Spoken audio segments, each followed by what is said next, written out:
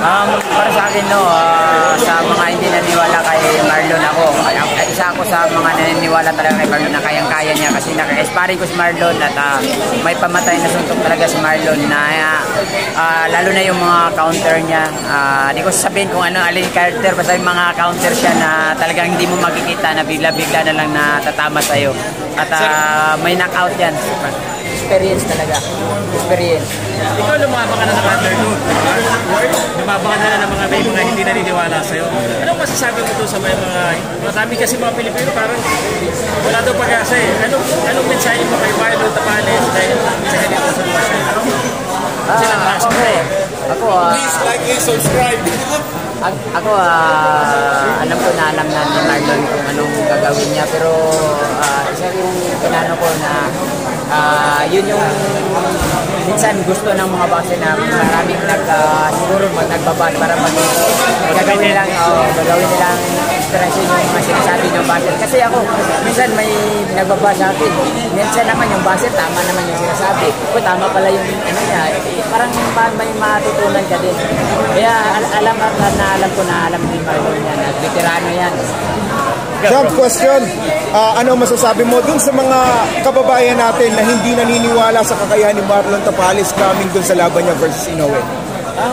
Para sa akin, kung sa kanila kasi opinion din nila yan din yung nakikita nila, pero para sa akin, suportahan ko natin si Marlon kasi yung panalo ni Marlon para po sa atin yan, lalo na isang ano yan, isang history yan sa atin. First time, makakuha tayo ng undisputed.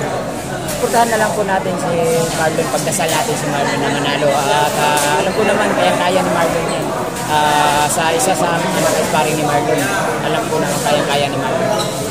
Jerwin, ito may nagsasabi na may tulong daw kung sinauna Inoue. Parang may nakabalpin daw na mayroong kahinaan sa Inoue.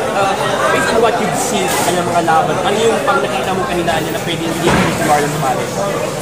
Pwede pa lang hindi sabihin na yung yan, pero alam mo, yung nakikita ko kasi kay Inoue kasi minsan nakatama siya, nagiging rush din.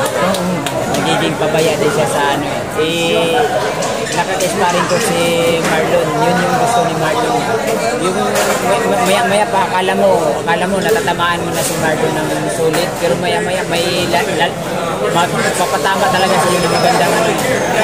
Ako, aminin ko, pag kami nag-sparring ni Marlon, may mga suntok talaga nalulusot na malakas si Marlon. Yun yung parang kahit na iniisip mo pa na ito kasi bibitaw na to, di mo alam kung anong suntok. Minsan uppercut or hook. Basta pag mag-rush ka kay Marlon, palagay ko may paglalagyan ka. Sir, saan mo ihilera si Marlon Tapales? Kunyari, nasa top 5 mo na ba siya na best Filipino champion kung manalalo sa kay Inoue? Palagay ko nasa naman talaga si Marlon, nasa top 3 pa. Hindi lang natin kasi minsan napapansin kasi minsan nga nanonood nito tayong mga Pilipino, nanonood lang tayo kung sinong nasa taas. Hindi natin napapansin itong nasa baba. Mabuti nga ngayon nandyan po kayo, napapanood yung mga hindi pa kilala ng mga boksingero. Kahit ako, may napapanood ako sa inyo na mga, magaling pala talaga itong batang to. Yung ganun po yung pero si Marlon kasi, parang tahimik lang siya dyan sa na yung magaling, pero tahimik lang, di gano'ng napapansin. Pero ngayon na nandyan na siya, wala namang naniwala sa kakayahan niya. Ngayon, yan yung ipapatunayan ni Marlon na karapat dapat siya dyan sa pusto na yan. Kumbaga ang nag-ingay sa kanya yung achievement niya. Yes. Ayun, so change topic lang kasi let's talk about on your end. Yeah. What's next for Jerwin and this 2024?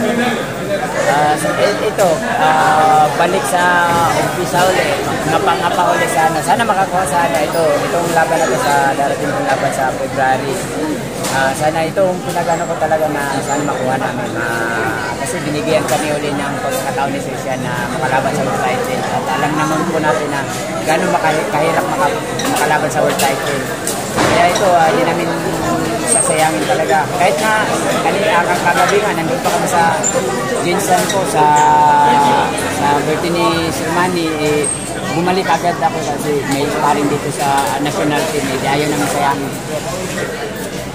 When you said last year, so laban mo nasali kayo sa Paris Olympics. Hindi ko, bali kasi yung galaw ng amateur po, kailangan po natin yung bilis. Kasi yung mga amateur po, ang bilis po talaga. So, bali nakikigulo ko mula sa training natin na si Lumi. Kahit napakasalamat natin po dahil pumayag sila na makitraining kami, makiinspiring kami at makakuha na ng mga experience din ng mga amateur. So, sa amateur po, your next competitive life, ano yung masabi ko sa kanya at paano mo siya i-expose? Sa laban ko ngayon, ngayon sila hindi pa masabi ko masabi ko lang ibigay ko din yung talagang base ko na laban ng opportunity na binigay sa amin siya na kay Marlon,